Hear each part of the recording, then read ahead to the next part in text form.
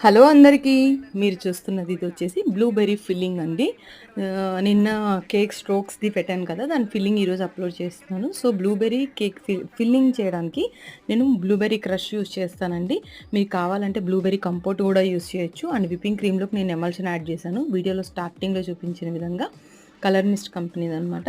So, మీరు ఎప్పుడైనా సరే మీకు కలరు కావాలి, కొన్ని కలర్స్ ఎక్కువగా జెల్ కలర్స్ యాడ్ చేస్తే క్రీము చేదైపోతుందనమాట.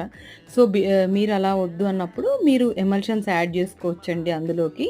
ఇదిగోండి ఇక్కడ చూసారా బాగా ఫుల్‌గా వేసేసి స్ప్రెడ్ చేసేయడమే అనమాట క్రష్.